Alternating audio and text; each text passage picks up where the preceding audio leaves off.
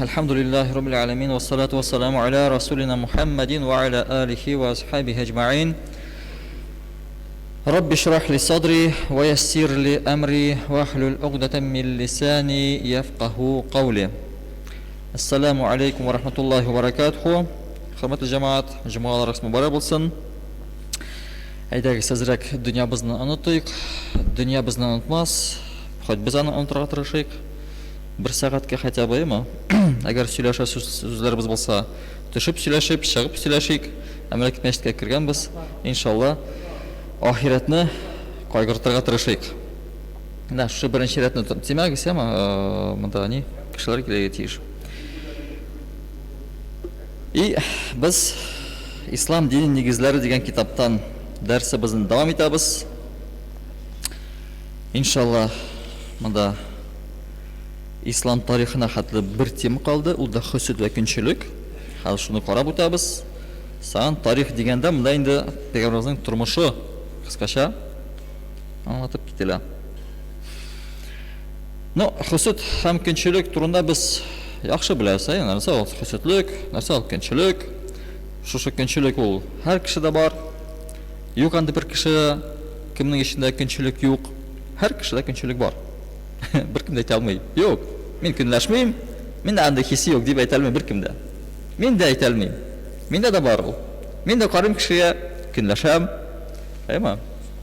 Ama lakin künləşuning türlü yaqları var. Yaxşı yağı var, hem naşar yağı var. Mana hüsüd, hüsüd. Nəsə ol hüsüd?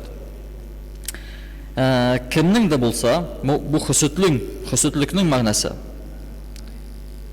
Kimning de bolsa başkargan işlerinden, baylığından sebepsiz künləu. Hem şol baylıqның yuqqa шығуын, yuğaluğun tileu. Bu hüsüdlük. Olaqına qarasay mı? Hüsüdlük bilen qarayı kişinin baylığın ayma. Hem nəsə tili? Şuşı baylıqның yuğaluğun tili anım. Yok bolsun. Mende yok, bir kimde yadı bulmasın. Allah SWT bu dünyada kişinin türlü derecede yarattı. Kimdir boy, kimdir fakir. Ne kimdir hafiz bola bir tez arada, yartı yıl içinde hafiz bola. Kimdir 40 yıl boyu hafizlikka tırışa. Yani neleri türlü, neşe aytik, hatırları türlü, ama lakin kişi tırıştı, buldu. Hüsüdlük de ol bek taşar bir his. Ol bartik künləşmey, ol künləşip şuşu kişinin baylığın yuğaluğun tili. Yani kişiye naşarlık tili. Hem elbette hüsüd degen his İslam dininde gayib kurulgan hem haram kılıngan. Haram kılıngan. Yani kişi hüsüdlük hissi bizning dinde haram. Biz onu kontrol etirge tiyişlibiz, onu yok etirge tiyişlibiz. Hem kişinin asılında, yani barlığında her vakit hüsüd bulsa da, bunu ol işinde gene saklap tutsa, başkalarına onun zararı tiymez idi. Kişinin hüsüd degen his uyansa, hem onun işinde gene kalsa, kişiye zarar tiymez. Ani de mağnada işide kalsa, Peygamber sallallahu aleyhi ve sellem hadiste şöyle degen, bütün kişiler de künçüdür degen. Bütün kişiler de künçü. Lakin kulu ve tili bilen künləvni көрсәтмәсе, yani tışqa çıkarması bu künçülük kişiye zarar etmez. Yani kul bilen ziyan getirmez o kişiye. Ayma, anın malı yukka çıksın deyip. Yaki til bilen ziyan getirmese, o vakitte anın şu hüsüdlüknün, şu künləşuның ziyanı bir kimge de tiymez. эшендә калыр һәм шунда югалыр. Әлбәттә, шушы хис, хөсүд дигән хис, һәр вакыт җәмгыятьтә үч итү ва душманлык китереп чыгарыр. Ягъни ул бер шушы хөсүдлек белән генә калмый, шушы хис белән генә калмый, ул дәвам итә. Дәвам итәчәк. Үч алуга, яки душманлыкка китерәчәк. Сугышларга да китерә. Кешене үтерүгә дә китерә. Зур-зур гөнаһларга китерә ул. Һәм әлбәттә, кеше арасында хөрмәт ва сөю дигән хисләр калмаячак. Әгәр шушы хис баш хуҗа булса, бөтен тәнгә, бөтен кешегә шушы мәхәббәт, сөю, хөрмәт дигән хисләрне бетерә ул. Калмый. Сез дә ишеткәнегез бардыр, мәсәлән, мирас кала, санан нишләр, туганнар шушы мирасны бүлә башлый. Ничек бүләләр, сугыша бүләләр. Шушы байлык аларның араларын җимерә. Ни өчен җимерә? Хөсүдлек.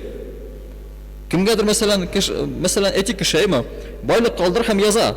Улы малайга яртысын, анда мәсәлән 3 малай булса, тегеләргә 25%, шулай бүлеп куйса, нәрсә булачак? Шушы ике абый, кемгә әзрәк эләккән, алар көнләшә башлаячак. Хөсүдлек барлыкка киләчәк. Һәм аның малын да бүлергә теләячәкләр. Ягъни хөсүдлек чыккач, ара бетә, мөхәббәт бетә, хөрмәт бетә. Әлбәттә,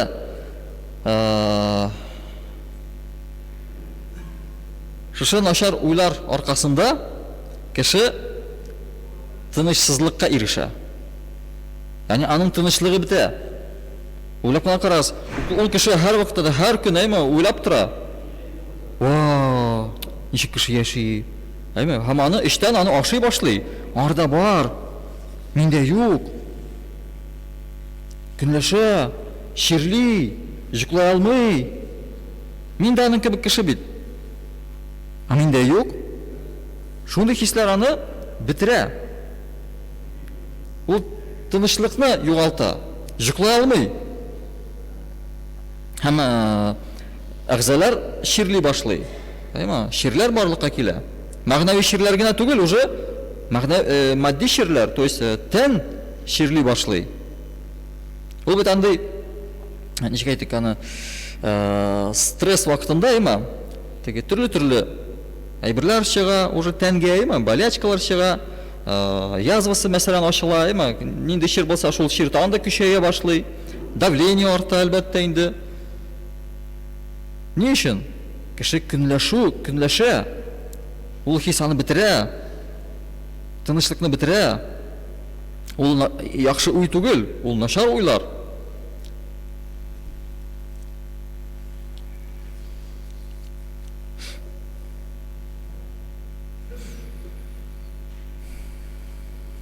Һәм ул теге шушы шир аны эштән ашый. Теге рак кебек, Рак та бит инде кешене эштән ашый. Бу көнләшү хисе дә, хөсүдлек хисе дә аны эштән ашый. Һәм битерә. Һәм үзе дә сизми.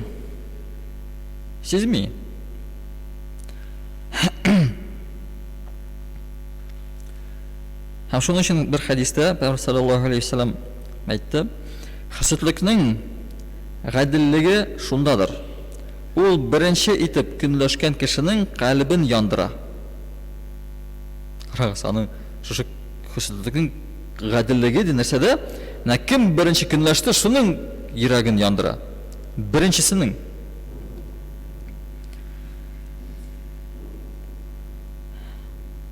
Һәм Пәйгамбәр саллаллаһу алейһи ва саллям башка бер хадистә әйткән: "Утыннарны яндырып ашап бетергән кебек." Карагыз. Утыннарны ничек яндырып бетерә? Берсе дә калмый. Күл кала. Хөсүддә эшләнгән изгелекләрне, савапларны ашап бетереп юк итәр ди. Кеше әгәр намаз укыса, ораза тотса, садакалар бирсә, изгелек эшләсә, шушы изгелекләрнең савапларын да шушы көнләшү яндырып бетерә, юк итә, калдырмый.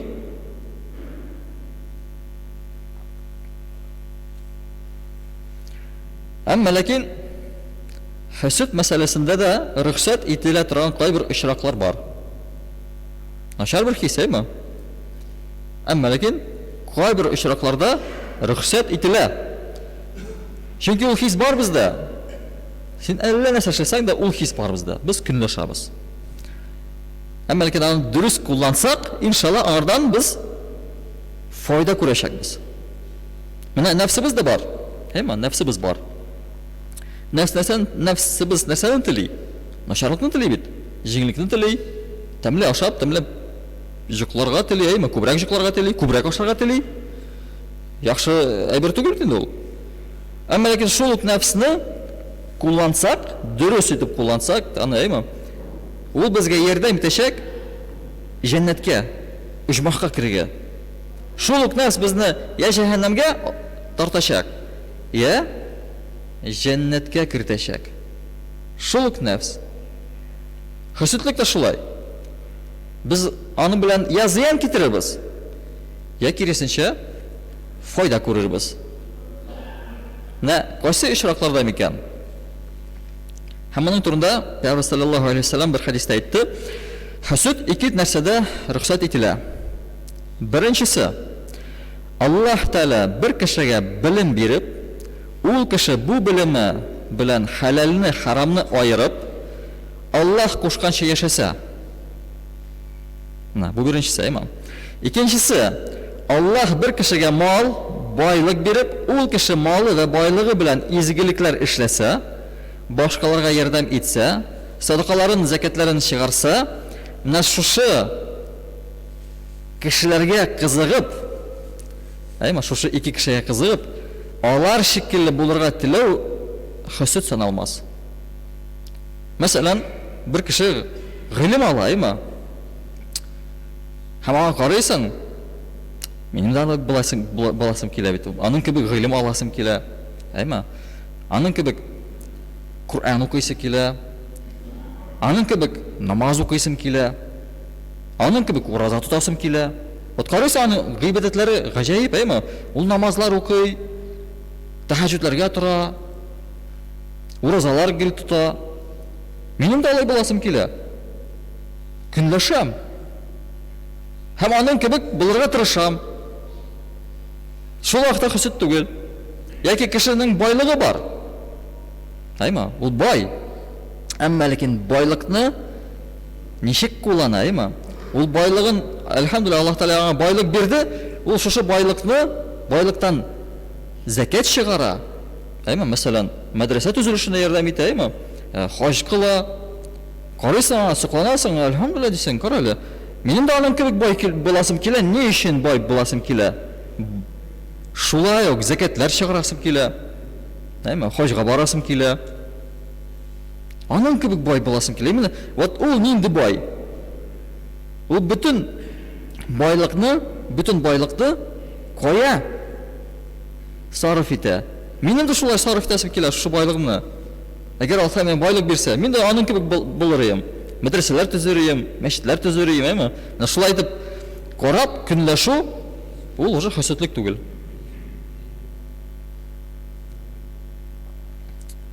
Теге начар ни белән уй белән түгел, яхшы уй белән карыйсың. Дисең. Машалла дисең. Бар шундый кешеләр арабызда, алар байлар, әлхәмдүлилләһ. Карыйсың аларга, чынлыкта сакланасың. Алар байлыкка бик кызыкмыйлар. Аллаһ Тәала аларга бирә, аларга кызык түгел байлык. Вот теге шиттан карыйсың, әйтә алмыйсың аларга алар байлар дип. Простой кешеләр, безнең кебек кешеләр. Әмма ләкин әлхәмдүлилләһ, аның малы мөлкәте бар. Хаҗга бара, закатлар бирә дисең, машалла дисең, кара. Вот именно шундый бай буласым килә, аның кебек. Теге малым мөлкәтем күп булып түгел, именно шу малдан күп закат чыгарасым килә. Шундый хис белән карарга кирәк. Шушы көнләшү ул рөхсәт ителә. Һәм Бу безне итерә дә эшләргә. Үзебезнең өстебездә эшләргә итерә. Шундый көнләшү, әйме? Яхшы бер көнләшү. Әйтәләр бит, теге русча белая зависть, әйме? Шушы белая зависть бездә именно шушы эшкә итерә. Аның буласым килә, әмма ләкин нәрсәдер эшләргә кирәк бит инде. Төннәрне намазлар укыр өчен нәрсә эшләргә кирәк? Төнне торырга кирәк. Һәм шуның өстендә эшлисең, уяна алмыйсың. Нене куясың, будильникны куясың, кырда торса сүндерәсең, җокларга ятасың, әйме? Читкәрәк куясың аны. Чтоб бахатлы барып җитәрлек булсын, аңа пока барып җиткәнче уянырлык булсын, әйме? Шуның өстендә эшлисең. Төнне уяныр өчен эшлисең. Яки бай буласым килә, әмма ләкин байлык үзе килми бит ул. Алла Субхану тәгалә нәрсә бар кылды байлык янында? Сәбәп. Бай булыр өчен сәбәпне карарга кирәк, сәбәпне үтәргә кирәк. Ягъни нәрсәдер эшләргә кирәк. Һәм син эшли башлыйсың. Байлыкка нәрсә китерә? Нинди сәбәпләр китерә? Күп эшләү, әмма ләкин бары тик эшләү генә түгел, кул белән. Башны тагын күбрәк эшләтергә кирәк, бай булыр өчен. Тик кул белән күп нихәтле күп эшләсәң дә барбыр ул хәтле зур мал килми. Ә башны эшләтсәң, күбрәк иттереп, ул вакытта мал иншалла күбәя башлый. Ягъни гыйлем алуга сине итерә. Менә байларны карагыз, алар бит галимнәр дисәң дә булаймы үзләренең эшләрендә. Алар икътисад фәнен беләләр, әйме? Бөтен күпме фәннәрне беләләр, шушы байлыкка ирешер өчен. Ягъни шушы фәннәрне без дә белергә тиешлебез. Әгәр теләгебез булса, байлыкка ирешергә. Ягъни шушы көнләшү безне шуңа итерә, китап өстендә утырга итерә, өйрәнергә итерә, әйме? Ягъни безнең как ничек диләр әле? Как двигатель кебек, әйме? Шушы көнләшү эшли башлый. Менә шулай итеп аны кулланырга кирәк. Безгә этәргеч булсын өчен дип кулланырга кирәк. Теге көнләшеп кенә ятып, әйме, читтә генә, өйдә генә диванда ятып, эх, бу кеше бай, мин дә бай булса идем дип, андый көнләшүдән файда килмәс. Дөрес көнләшергә кирәк.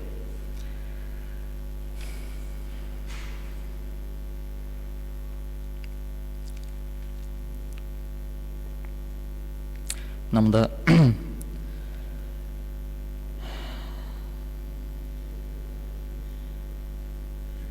Кураннан бер аят бар. Шуның мәгънәсен әйтеп китим. Зухруф сурасының 32-нче аятында. Алла Субхану тәгалә шулай дигән: "Без аларның дөнья мәгъишәтләрендә, тормышларында үзебез бүлдек." Ягъни Алла Субхану тәгалә бөтен кешеләрне бүлде. Әмма төрле дәрәҗәләргә. Үзебез бүлдек, кайберләрен бай, кайберләрен фәкыйрь кылдык. Вә аларның кайберләрен дөнья тормышына дәрәҗәдә кайберләреннән артык кылдык. Байлары ярлыларны хак биреп эшләтсеннәр өчен. Раббыңның рәхмәте алар җыйган малдан. Менә күрәсезме, Алла Субхану тәгалә Куръан Кәримдә үзе әйтә, кешеләрне дә төрле дәрәҗәләргә бүлдек, төрле группаларга. Бар байлар, бар фәкыйрләр. Ни өчен? Байлар фәкыйрләрне эшләтсеннәр һәм аларның хакларын бирсеннәр өчен ди. Хакларын бирсеннәр өчен. Чөнки һәр бай кешенең малында кемнең өлеше бар? Хәерчеләрнең өлеше бар. Шушы өлешләрен бирсеннәр ди. Һәм әлбәттә эшләгән хакы да шушы байларның малларында бар. Син эшлисең һәм эш белән үзенең хакын шушы акчадан, шушы малыннан Алла Субхану тәгалә сиңа бирә. Ягъни шушы кеше сиңа бирәме?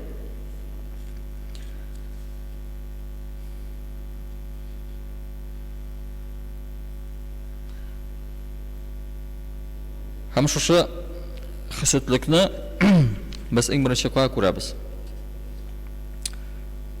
Иң беренче гөнаһта күрәбез, әйме? Иң беренче гөнаһны шайтан, иблис кылды. Ни өчен кылды? Шушы хисетлек аркасында.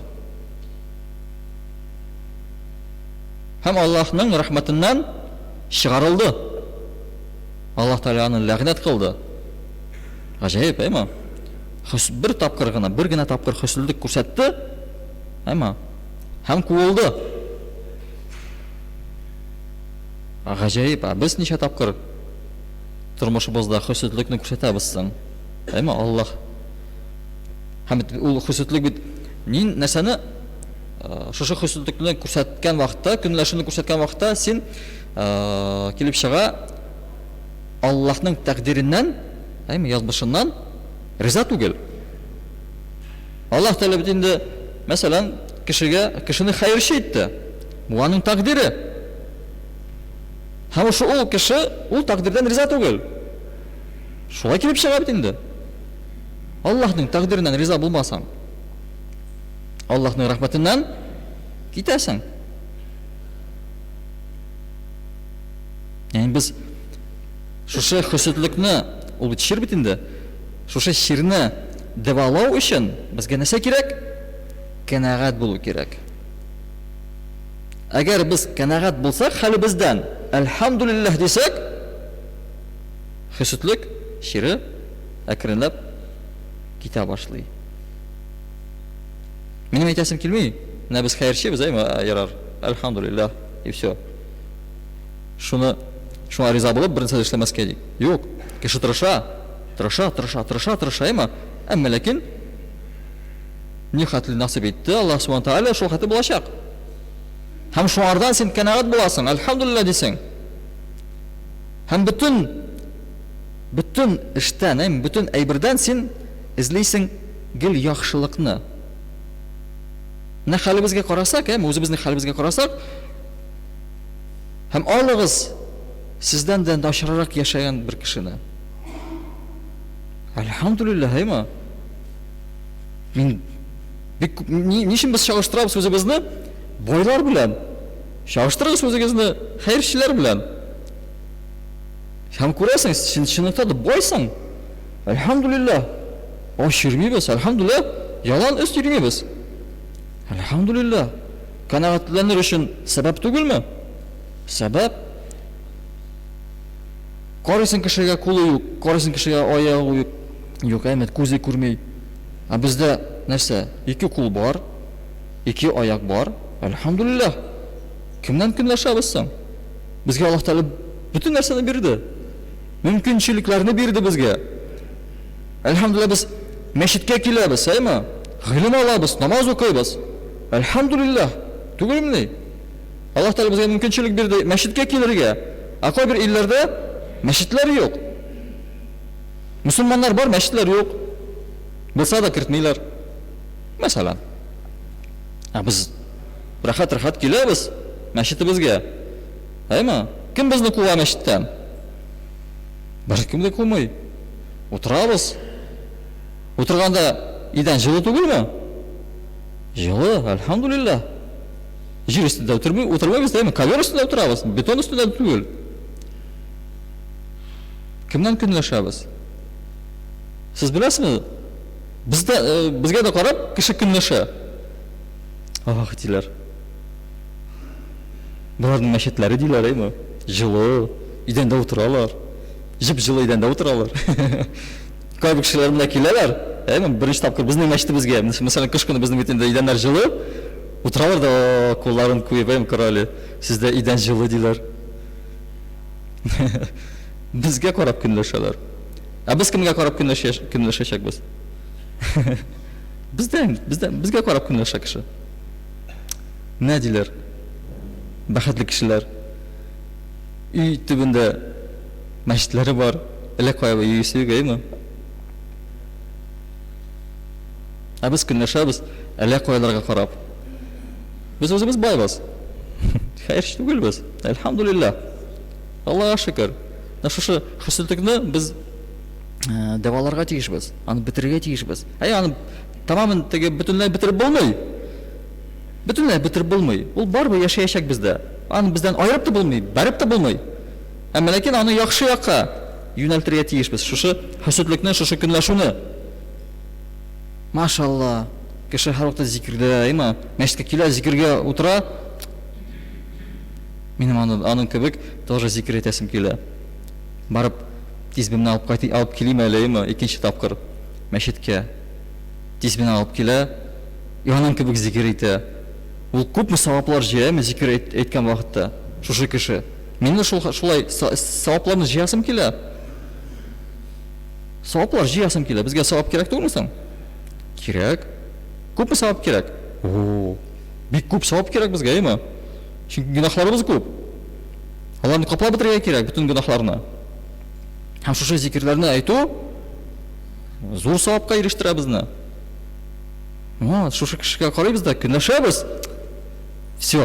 Вот ikkinchi topqir menda olib kelam o'zimning tizimimni.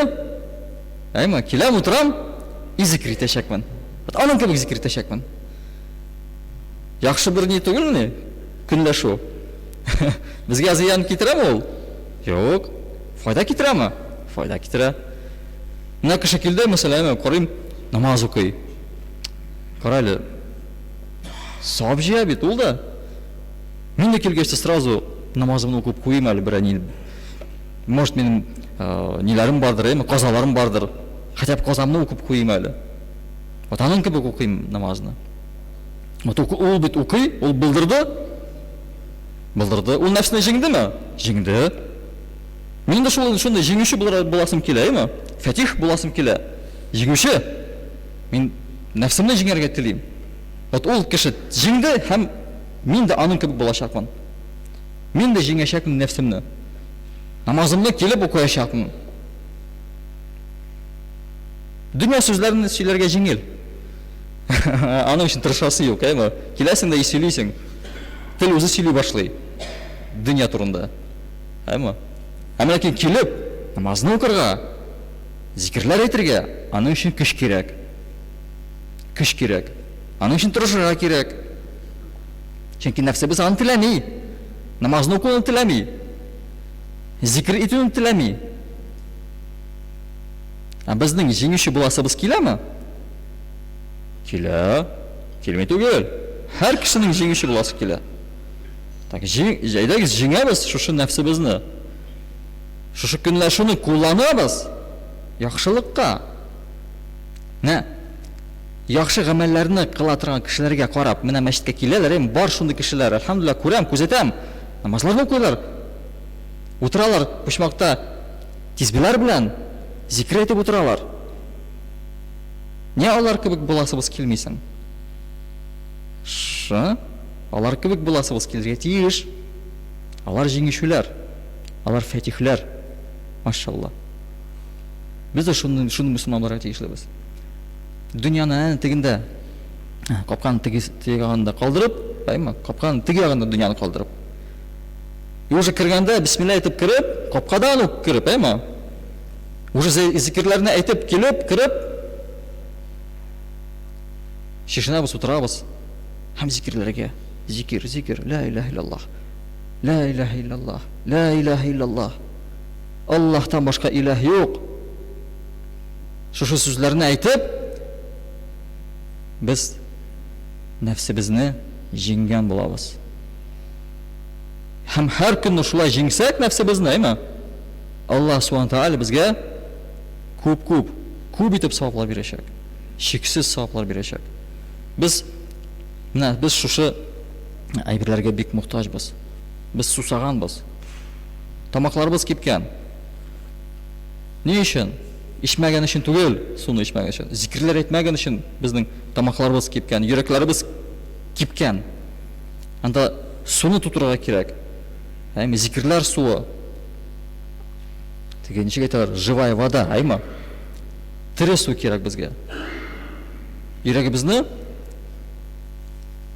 uyatirish uchun, ul yashasin uchun, yuragimiz zikrlar aytsin uchun.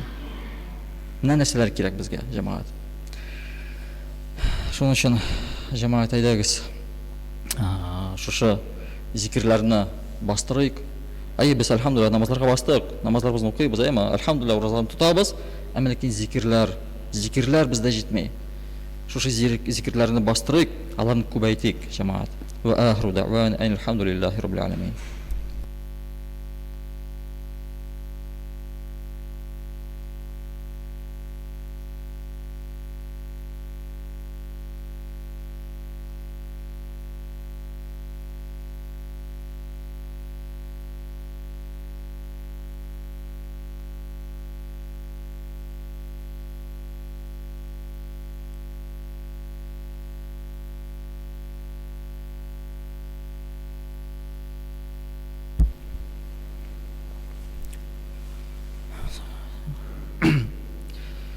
الله أكبر الله أكبر الله أكبر الله أكبر أشهد أن لا إله إلا الله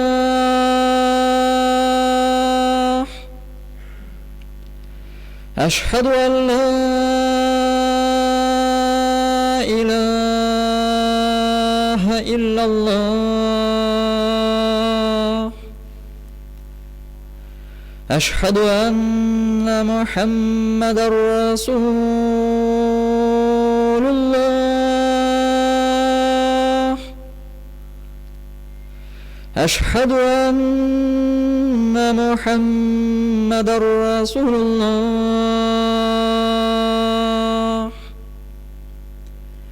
حي على الصلاة حي على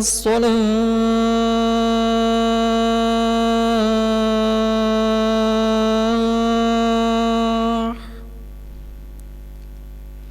حي على الفلاح حي على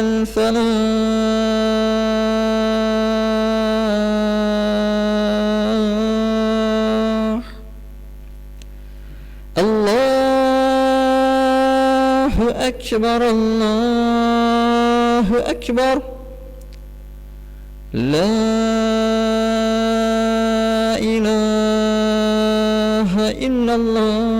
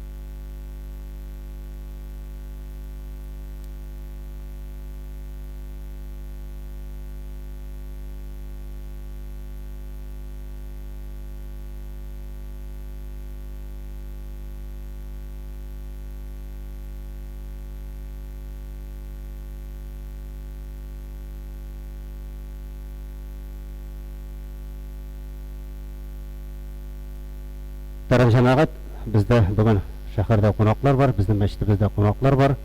O Kostanay, Kazakistan'ın Kostanay ülkesinin делегациясы, bunda endi aның Akını dep atala şulay bit.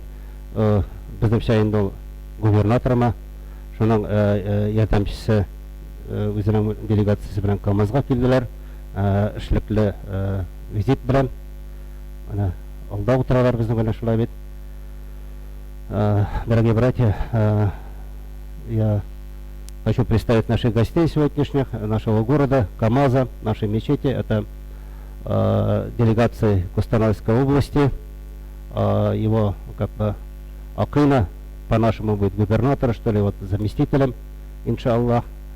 И еще вот делегации целые, они с рабочим визитом на КамАЗ приехали. И сегодня с нами участвует в Джумга намазе, иншаллах.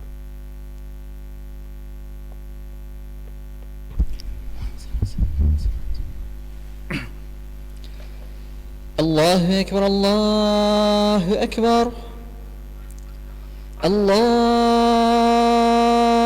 أكبر الله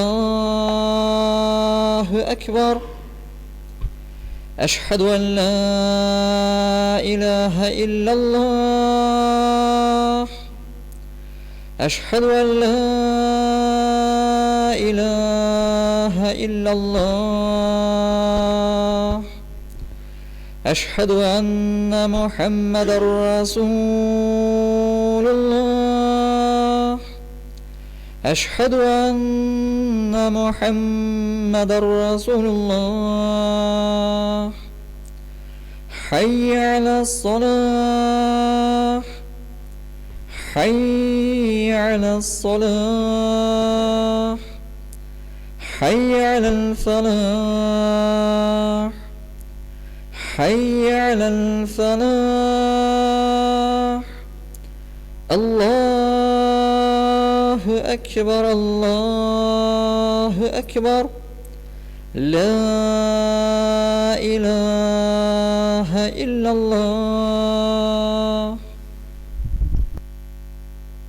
الحمد لله الحمد لله الحمد لله الذي هدانا للإيمان والإسلام وجعلنا من أمة محمد عليه الصلاة والسلام وفضل الجمعات على سائر الأيام كما جاء في الأحبار أن الجمعات حج المساكن والسيد الأيام أشهد أن لا إله إلا الله وحده لا شريك له شهادة موصلة إلى دار السلام وأشهد أن محمد عبده ورسوله سيد الأنام صلى الله تعالى عليه وعلى آله وأصحابه برارة الكرام خصوصا منهم على أبي بكر الصديق وعمر الفاروق وعثمان ذي النورين وعلي المرتضى الأئمة رضوان الله تعالى عليهم أجمعين أما بعد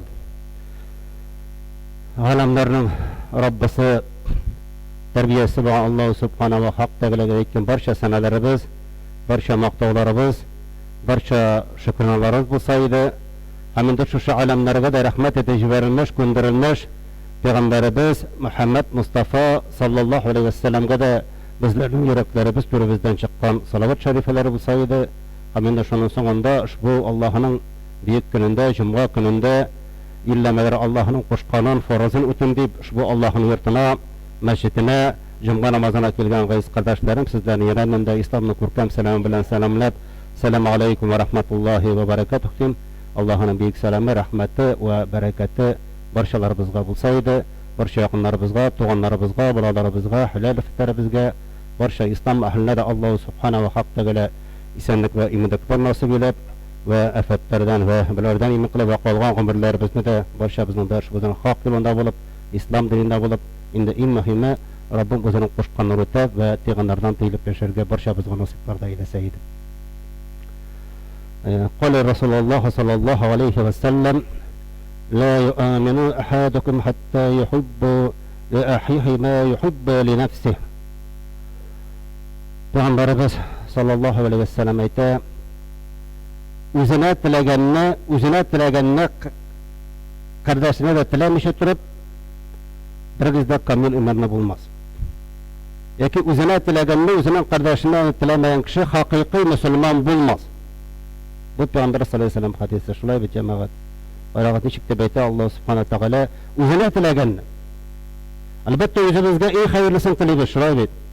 Бер кеше дә үзенә яманлык теләп сорап утырмый. Үзебезгә иминлек тә сорыйбыз, тынычлык та сорыйбыз, байлык та сорыйбыз, җәннәтне дә сорыйбыз, һәм башкасын да. Менә шушы сүрә үзенә теләгән бөтен хәерле әйберне үзенең кардәшенә дә теләмичә син шул иманлы да булмассың һәм хакыйкый мөселман да булмассың. Үзебезгә генә түгел икән, мөселманның шундый үзенә теләгәнне башкаларга да тели. Һәм шуның белән чын мөмин, чын хакыйкый мөселман булып кала. Һәм инде икенче бер хадисендә дә Пәйгамбәр саллаллаһу алейһи ва саллям әйтә: "Син мөминнәргә дә мәрхәмәт, мәхәббәт һәм йомшаклык күрсәтүдә бер тән кебек күрәсең" ди. Бер тән кебек. Йомшаклыкта, мәхәббәттә, мәрхәмәттә бер тән кебек күрәсең ди. Әгәр дә тәннең бер әгъзасы авыртса, без аны бөтен тәнебез белән сизәбез. Яки монда Пәйгамбәр саллаллаһу алейһи ва саллям әйтә, аның бер әгъзасы авыртса, башка әгъзалары да йокысызлык кичерә һәм инде бизгәк белән җәфалана. Яки төннәрен йокламый, безнеңчә әйтеп әйткәндә, бер урынна бер җире авырта икән, без аның авыртуын бөтен тәнебез белән сизәбез. Шулай бит. Әгәр дә бәләкәй генә бармагыбыз киселсә менә шундан, шушы бармагның сызлавын без бөтен тәнебез белән сизәбез. Йоклый алмыйбыз. Бөтен тәнебезне авырттыра. Мөселманнар да нәкъ ди җәмәгать. Кемнеңдер бер авырлыгы, кемнеңдер бер афаты, ул безнең афат шикелле. Чөнки мөселманнар алар бер тән, бер бәдән шикелле. Аларның авыртуы, аларның авырлыгы ул безгә дә килә ди. Яки бөтен мөселманнар өстенә дә төшә ди. Менә шулай итеп кабул иткән чиракта гына, менә шулай итеп эшләгәндә генә мөселманнар арасында әлбәттә инде чын иминлек керәчәк җәмәгать. Чөнки без инде мөселман кешесе буларак үзебезнең күршебездә, якыныбызда, кырыебызда булган яки күргән кешеләрне аларга авырлык килгәндә аларны ташлыйбыз икән, аларга ярдәм итмибез икән, ул вакытта син нинди хакыйкый мөселман буласың? Ул безнең авырту, без аны кабул итәргә тиешбездер. Һәм инде ул кардәшләребезгә әлбәттә үзебезнең ярдәмебезне күрсәтергә тиеш. Нинди ярдәм кирәк? Нинди ярдәм кирәк, шуны күрсәтергә тиешбездер. Һәм тагын бер хадисендә Пәйгамбәр саллаллаһу алейһи ва саллям әйтә, дөреслекдә мөэминнәр алар бер бинаның кирпече кебек ди.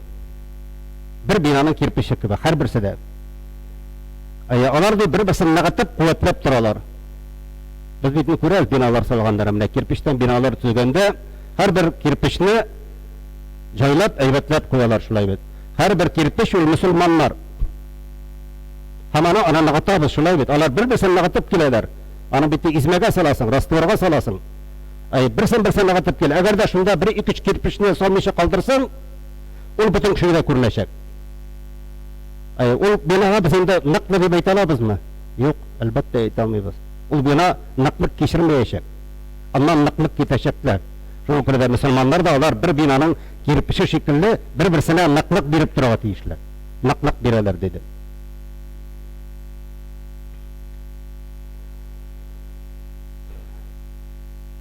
Әлбәттә инде җәмәгать, шуңа күрә без инде үзебезнең кардәшләребезгә инде бер нәфрәт белән карау, аларны рәнҗетү, аларны ярдәмсез калдыру, ул инде мөселманлык халаты түгел, мөселманлык эше түгел. Без аларны авыр хәлдә калдырырга тиеш түгелдер бездер.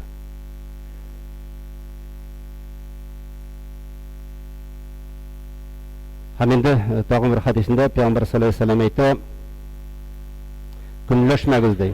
Бу мөселманнар арасында әйтелгән. Көнләшмәгез, бәяләрне арттырмагыз, үзара нәфрәтләнмәгез, нәфрәттән баш тартыгыз ди, үзара нәфрәттән. Бер-берегезгә аркаларыгыз белән борылмагыз, бер-берегезнең сәүдәсен бозмагыз. Һәм бер-берегезгә кардәшләр булган хәлдә Аллаһның куллары булыгыз. Мөселманга кардәш, ул аны рәнҗетмәстә, рәнҗетергә дә, алдарга да, һәм хурларга да тиеш түгел. Менә хадис белән җөпләнә яңадан да җәмәгать. Бер-берегез юлларыгызга кирмәгез, бер-берегезнең сәүдәләрен бозмагыз. Бер-берегезгә мөселман хәлендә булганда, Аллаһның куллары булып калагыз. Müslüman ol, Müslümanга kardeş, bu ayet bilen kele şulay bit. Ana rençeterge de, aldarga da, hem hurlarga da tigiş tugul. Buna bunların bütünü bizde işte biz cemaat şulay bit. Ama til siyaksız, tili biz sili, kulu bilen de kayru şaktan rençetebіз, til bilen rençetebіз, yola da yağabız, ayıbetin de siliyiz. Ama indi kardeşlerimizde ne elbette bu meseleden azat ettirmek gerektir. Biz kolumuz bilen, tilimiz bilen de onların rençeterge tigiş tugul. Haminde Müslüman kişisi özünün kardeşini bir koşunda taşlamaz. Taşlamaz. Yerdemde de hem başka meselede de. Haminde bunda tağın bir hadiste Peygamber sallallahu aleyhi ve sellem ayette Müslüman kişisi özünün din kardeşin 3 günden de artık kesilip özünün Müslüman kardeşine 3 günden de artık kesilip durmaz. Lakin indir bir nizak şıkıtma, bahas şıkıtma 3 günden de artık durmaz deyip. 3 gün daha öyle ükkelerge bola.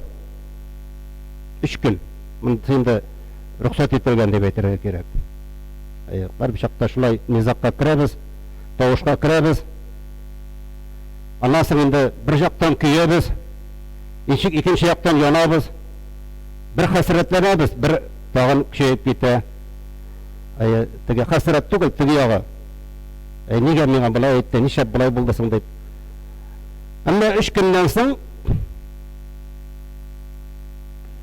alar bir-birisine selam berge tiýişler deyip.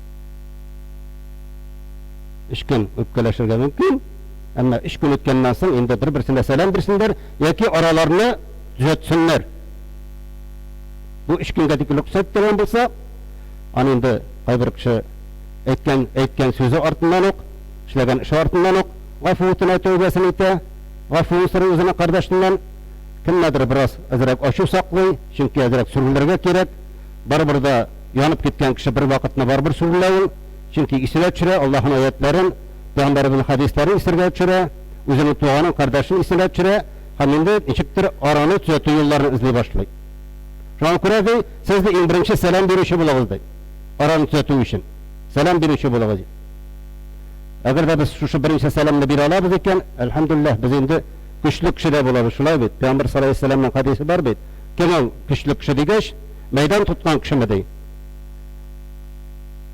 Güçlü kişi digeş biz şulay öyle biz. Güçlü kişi yok, güçlü kişi iki kişi talaşıp ızgışa başlaganda tuktap kalgan, isine çürüp tuktap kalgan kişi güçlü kişi bula.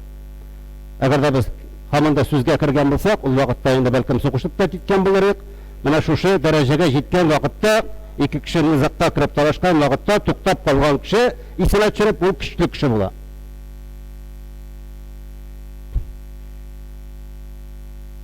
Haminde Müslüman bularak bizden indi Müslümanlar üstünde, kardeşleri üstünde haklarımız var cemaat. Bu turda Peygamber sallallahu aleyhi ve sellem ayta, bir Müslümanın ikinci Müslüman üstünde 6 hakkı vardı.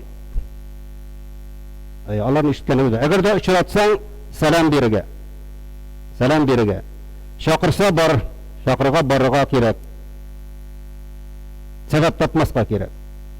Allah'ın sebepler tabip kayır vakitte koruşakta hatta aldaşırga da mümkün bir sebepler tabip şakırgan urunga barmışı kalatırgan kadar bizde var. Şakırsan bardı, hak, hakkını öte. Nasihat sırası nasihat berdi, tüşkürse hem Allah Teala'nın maktab tüşkürse hem Allah Teala'nın maktasa cevap berdi. Indi eğer de cevap bereyken indi tüşkürdeyken elhamdülillah dip aytdıyken indi cevap ber yerhamukallah deb şulay bit onu bilemiz. Ağırsa halin bil, vafat bulsa cenazasında katlar. Mana gadi gına birler şekilde şulay bit. Ama bu bizim üstümüzde turgan her bir kişi üstünde Müslüman hakkı bulup dura. Hak mana kurşun mana yanın kıyında oturan her bir Müslüman kişisinin hakkı bulup dura. Bilesin mi bilmesin mi Müslüman hakkı var. Bilsen tağında köbrek. Kurşu bulsa tağında köbrek. Tuğanın bulsa tağında köbrek. Elbette yine Müslümanlar birbirisi bilen görüşken vakitte birbirine selam verirler. Selamu aleyküm deyip. Haminde bu selamda cemaat manası nişik Allah'ın saklağı aslında Siz Allah'ın saklağı aslında деген мәгънәне бирә. Без инде күп вакыттаны сәламәт бул дип аңлыйбыз, шулай дип сәламәтлек дип аңлатабыз, әмма biz инде ассаламу алейкум дип әйтәбез икән, син Аллаһның саклауы астында бул, саклауы астында. Сине шуны телим мәгънәсендә килә. Сиңа Аллаһның, әмма аның ул бик киң мәгънәдә, сиңа Аллаһның шул ук вакытта Аллаһтан сиңа тынычлык та булсын, иминлек тә булсын дигән сүз мәгънәсе килә. Саклау астында дигән сүз астында. Сәламәт бөткенә түгел. Шуңа күрә дә инде без сәлам биргәндә бер тарафтан сәлам бирәбез икән, инде синең тарафтан ниндидер бер хәвеф, хәтәр юк, синнән иминлек кенә дигән сүзне әйтәбез. Синнән иминлек дигән яхшы теләктә булуын аңлатабыз сәлам биргәндә. Һәм инде Аллаһ Субханаһу Тәгалә дә аяты кәримәдә әйтә, һәр кайчан сезгә сәлам бирелсә, ул сәламны күркәмрәк сәлам белән җавап бирегез. Әгәр дә сезгә сәлам бирелсә дә, аннан да күркәмрәк итеп җавап бирегез ди. Яисә ул сәламгә охшаш сәлам кайтарыгыз. Менә сәлам бирәләр икән безләргә, әлбәттә җавап бирү. Бу инде сәлам бирелгәннән соң сәлам кайтарып бирүнең ваҗиб икәнен аңлата. Ваҗиб. Хәтта без беләбез, белән сәлам бирү сөннәт булса, кайтарып җавап бирү ваҗиб, üstübüzгә төшә. Әгәр дә сәламгә җавап бирмәбез икән, ул вакытта инде без ваҗибны үтәмәгән булабыз һәм üstüбездә гөнаһ кала. Монда инде әйтә Аллаһ Субханаһу Тәгалә дип, әгәр дә инде безгә сәлам алейкум дип әйтәләр икән, яки шулай ук җавап бир, ва алейкум ассалам дип, яки аннан да яхшырак итеп җавап бир ди. Аннан да яхшырак бир. Монда инде Пәйгамбәр саллаллаһу алейһи ва сәлламның bir hadisini iske alıp getirmeye gerektir. Peygamber sallallahu aleyhi ve sellem bir vakitne bir sahabe Allah Teala'nın razı bulsaydı kildi hem selamu aleyküm dedi Peygamber bizge. Peygamber sallallahu aleyhi ve sellem ona ve aleyküm selam diye cevap verdim. Hem de ikinci sahabe kildi Allah Teala razı bulsaydı olaydı selamu aleyküm ve rahmetullah dedi Peygamber bizge. Peygamber sallallahu aleyhi ve sellem etti selamu aleyküm ve rahmetullahi ve berekatuh dedi. Yaxşırak etib cevap verdi. Şulay etdi ki sebet rahmetullah kana deb etdi. Selamu aleykum ve rahmetullah. Peygamber selamu aleykum ve rahmetullah ve berekat dedi. Indi üçüncüsü kildi hem etti Peygamber bizge selamu aleykum ve rahmetullahi ve berekatuh dedi. Peygamber sallallahu aleyhi ve sellem dana cevap verdi. Ve aleykum selam ve rahmetullahi ve berekatuh dedi. Indi şundan sonra tegi sahabe etti. Ya Allah'ın elçisi Allah'ın sözü koyda. Çünkü Allah Teala tegi ayetini söyle çürüp. Яки шулай җавап бир, яки аннан да хайырлырак итеп, яхшырак итеп җавап бир дигән. Аллаһның сүзе кая дигәч, Пәйгамбер саллаллаһу алейһи ва саллям әйтте, син миңа өстәрлеген калдырмадың диде. Яки инде менә шушы иң хайырлы салам, яки өстәргә калдырмадың, чөнки ул әйтте, салам алейкум ва рахматуллаһи ва баракатух дип. Аллаһның син Аллаһның саклауы астында бул, Аллаһның сиңа рәхмәте булсын, Аллаһның сиңа бәрәкәте булсын дип тутырып әйтте. Менә без дә шулай иттереп, инде бер салам бергәндә генә күпме izgilik işleybiz cemaat. Kişiye selam bergende eğer de ite bizken selamu aleykum ve rahmetullahi ve berekatuh diyeyim. Cenab-ı Allah'ın saklağı aslında bul, Allah'ın size tanışlığı, iminliği bulsun, rahmeti hem bereketi bulsun.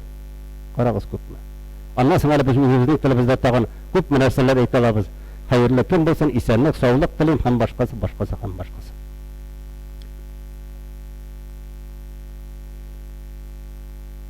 İndi sünnet selam biri sünnet bulsa ayrışkanda da selam biri sünnet. Ayrışkanda bilinir şulay yok.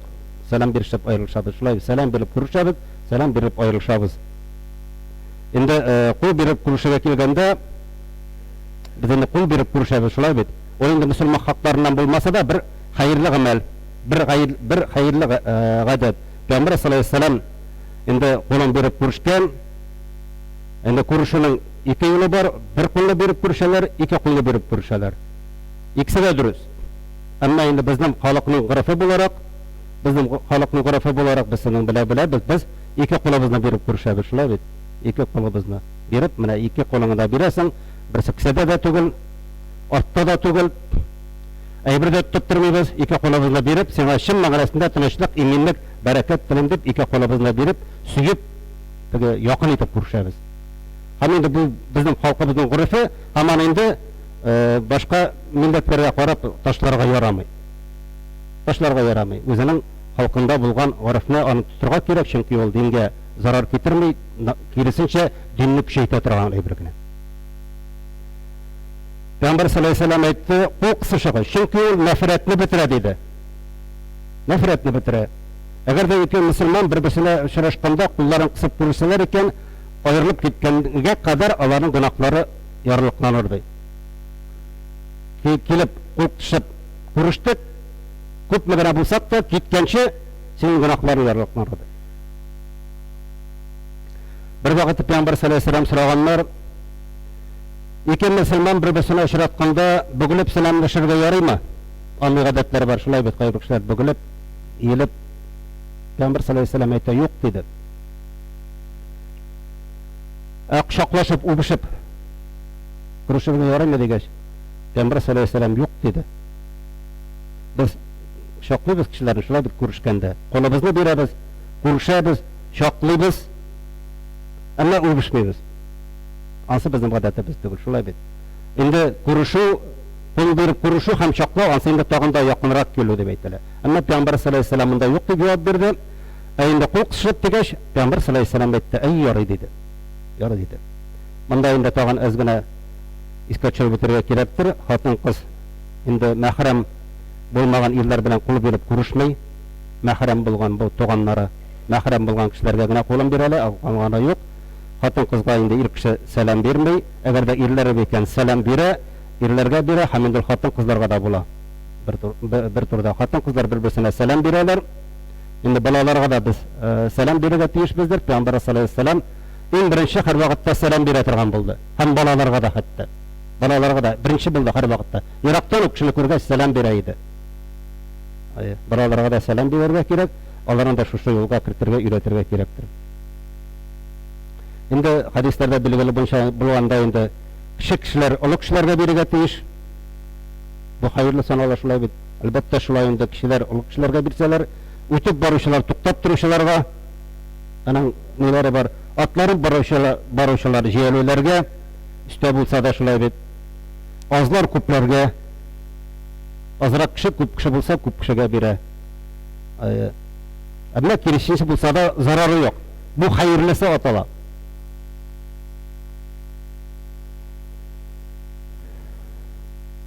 Endi bir kişinin selamı hatta bir neçe kişiге de yeter. Bir kişiге, bir türkümge selam beresen ki, orasından birisi cevap qaytarsa, ol da jete. Ol da başkalarının selama bola. Anın için kişine söylерge kerek tugildir. Koruçakta aytır, siz neşep selam bermediniz. Birisi kışkırıp selam berdi, ve aleyküm selam dep. Kalganları aytmadılar. Ol bit barsının da selam bolup sanala. Hem bütünüsü de berege tiyişte tugildir.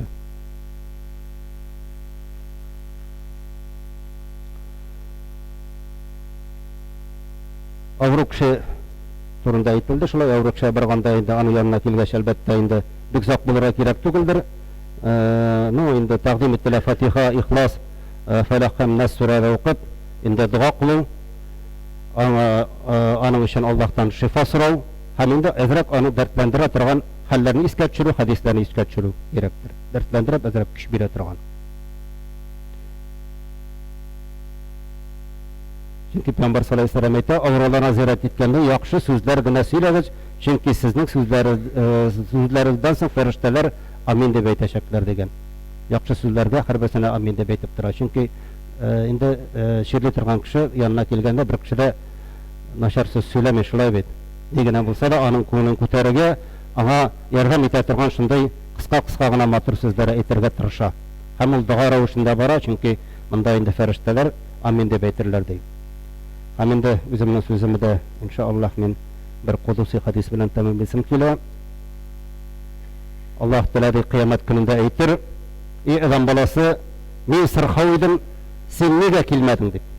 Kıyamet gününde Allah Subhanahu Teala sorar, men sırhav edim, sen nege kelmedin dep. Indi tege kişi cevap bere, ya Allah'ım ya Rabbim, sen bit alemlerin Rabbisi, men senin yanına niçik keleyim dep aytır. Haminde Allah Subhanahu Teala bu kişiye aytır, kullarında falan kişi sırhav ekenligin bildin mi? Kişisini aytır. Eğer de sen anın yanına kelgen bolsan, meni anda tapkan bolarım dedi. Kişi yanına barıp anın halin bilin, boyunda бик зур гамәлдән икән. Әгәр дә син шунда килгән булсаң, мин шунда идем. Мине шунда тапкан булырың дип Аллаһ Тәгалә әйтә. Һәм инде шулай ук Аллаһ Субхана Тәгалә әйтә, әйтердәй, "И адам баласы, мин синнән ашарга сораган идем, син миңа нигә бирмәдең?" Адам баласы гаҗәпләнеп аптырап сорар, "Я Аллаһым, я Раббым, син бит галәмнең Раббысы, мин сиңа ничек ашарга бирим? Син үзең бирүче." Дигәч, Аллаһ Субхана Тәгалә әйтер, "Синнән фәлән кулым ашарга сораган иде. Белмәдеңме, әгәр мин ашаткан булсаң, әҗрен минем каршымда тапкан булыр идең." Һәм шулай ук берсенә әйтер, "Мин синнән су сорадым, син нишләп миңа бирмәдең?" дигәч, шулай ук әйтер, "Алла Раббым, ничек сиңа мин су бирим? Син бит галәмнең Раббысы, мин сине ничек табыйм, ничек килим яныма?" дигәч, шулай ук әйтер, "Фәлән синнән су сораган иде, син аны аңа бирмәдең.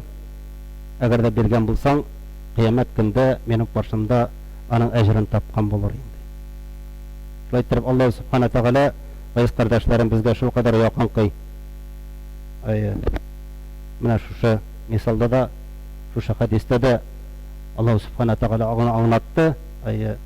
Шушы кардәшләребезнең хәлләрен белү, чирләп киткәндә, аларның сорауларына җавап бирү, әлбәттә зур әҗергә таби икән. Шуңа күрә дә өстебездә инде хакларыбыз бар. Ул да булса мөселманлык хаклары, шушы хакларны хаклап инде яшәргә Аллаһ Тәгалә насыйп итсен. Бер-беребезгә шулай булышып, булдыра алган кадәр читкә бирмик. Әмма шул ук вакытта кешеләрне дә теге нисез яшәргә өйрәтмик. Чөнки без беләбез, күп кенә кешеләрне, кайбер чакта күп кенә кешеләрне үзебез дә бузып куябыз. Шундай көчле сөрәте булган кешеләрне бузырга ярамый, аларга инде эш тәкъдим итәргә кирәк. Ничек Пәйгамбәр саллаллаһу алейһи ва сәллям бер вакытны бер кеше килгәч, ризыгым юк дигәч, нәрсә аңа балта саплап бирде, балта бирде, бар, урманга бар, утынны кис, ап кайт һәм сат диде. Яки суны күрсәтте. Шул ук вакытта бар арабызда шундый кешеләр, алар чын мохтаҗлар. Менә чын мохтаҗларга булышырга кирәк. Инде әгәр дә ике кулы да исән сау сәламәт, егет синең башында басып тора икән, "И кардәшем, миңа ярдәм ит" дип, ул вакытта инде бу аны теге бер нигә әйтәре генә булыр. Сораны бирүгә, аңа юлын күрсәтергә кирәк, азрак вагыз насихат итәргә дә кирәк андый кешеләргә. Чын мәгънәсендә булган мохтаҗ кешеләргә әлбәттә булышырга кирәк, чөнки кыямәт көндә алар өчен без соралачакбыз. Чөнки Аллаһ Субхана Тәгалә аларны безнең арабызга шуның өчен дә җибәрде. Чөнки аларда сынау үтә, без дә алар белән сыналабыз. Аллаһ Тәгалә ярдәмдә булырга насыйп булсын. Аллаһ Тәгалә бәрәкәте насыйп булсын һәрберебезгә дә.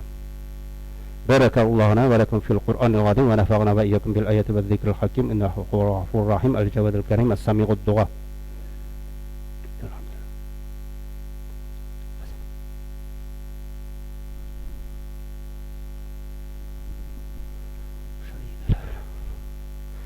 إن الحمد لله نحمده ونستعينه ونستغفره ونؤمن به ونتوكل ونعوذ بالله من شرور أنفسنا ومن سيئات أعمالنا من يهده الله فلا مضل له ومن يضلل فلا هادي له أشهد أن لا إله إلا الله وحده لا شريك له وأشهد أن محمدا عبده ورسوله صلى الله تعالى عليه وعلى آله وصحبه أجمعين. ربنا لا تزغ قلوبنا بعد إذ هديتنا وهب لنا من لدنك رحمة إنك أنت الوهاب. ربنا اغفر لي ولي والمؤمنين ما يقوم الحساب. ربنا اتمنا نورنا واغفر لنا إنك على كل شيء قدير. ربنا اتنا في الدنيا حسنة وفي الآخرة حسنة وقنا عذاب النار. رب هب لي حكما والحقني بالصالحين آمين وأقيم الصلاة.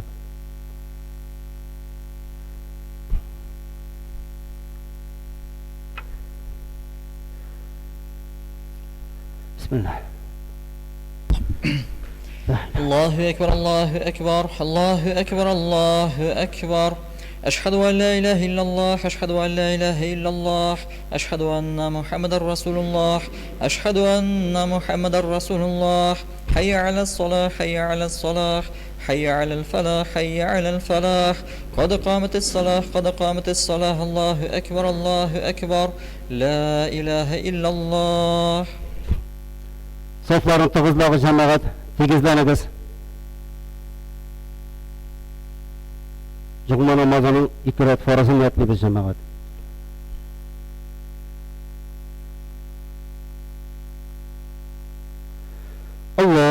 الله أكبر.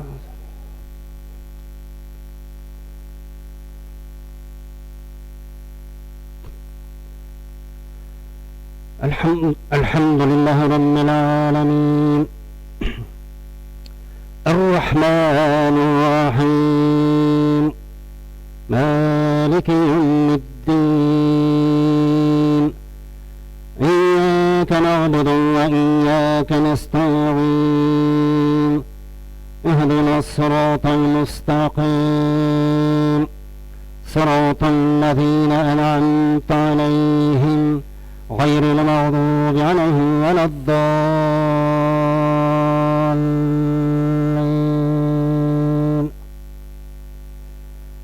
ألم نشرح لك صدرك ووضعنا عنك وزرك الذي أنقض ظهرك ورفعنا لك ذكرك فإن مع العسر يسرا إن مع العسر يسرا فإذا فرغت فانصب وإلى ربك فارغب. الله أكبر.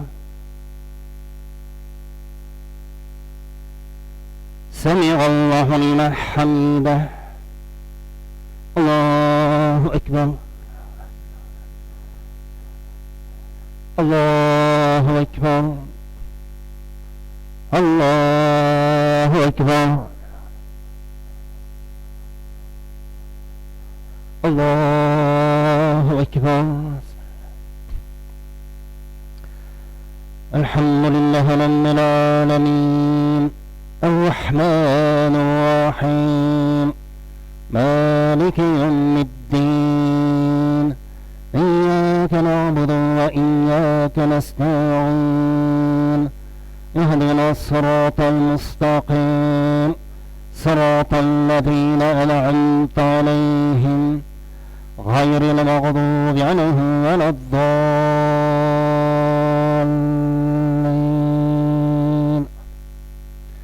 إذا جاء نصر الله والفتح ورأيت الناس يدخلون في دين الله أفواجا فسبح بحمد ربك واستغفره إنه كان توابا.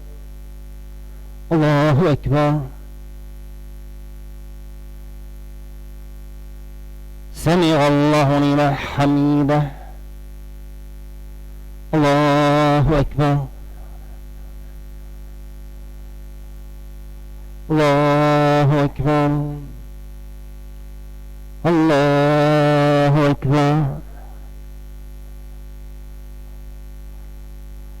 الله أكبر.